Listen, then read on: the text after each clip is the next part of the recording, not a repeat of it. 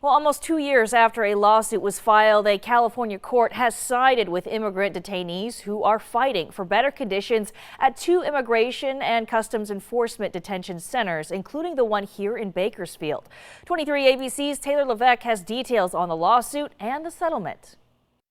The settlement agreement provides 3 years of health and safety protections for those remaining in custody and forces ICE and its private contractor who runs the detention center's GEO Group to keep those measures in place to protect detainees from COVID-19 here at Mesa Verde Detention Center and Yuba County Jail.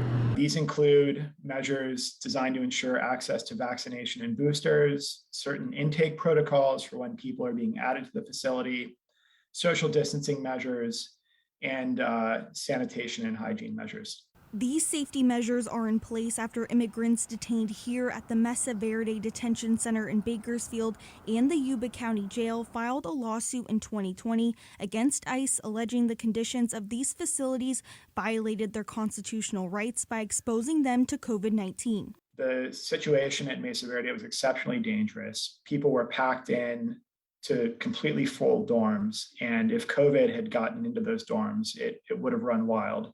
ACLU attorney Sean Reardon says now, in addition to increased sanitation and hygiene measures, population limits also allow for social distancing. According to the ACLU, under the judge's orders, more than 250 detainees have been released, many having long-standing ties to the U.S.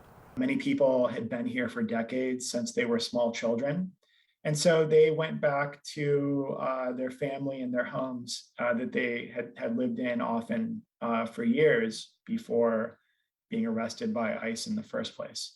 And some are protected against redetention. So that basically means that if somebody's been released and they're living and working in their community just as they want to be, they're not going to be picked up by ICE again without justification. The ACLU says the populations at both Mesa Verde Detention Center and Yuba County Jail have dropped from 462 to 62.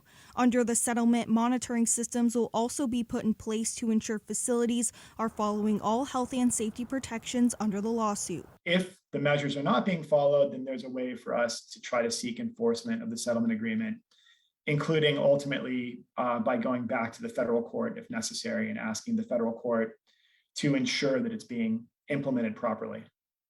The settlement will now seek final approval. Reardon says he hopes the settlement will go into full effect by late spring. In downtown Bakersfield, Taylor Levesque, 23 ABC, connecting you.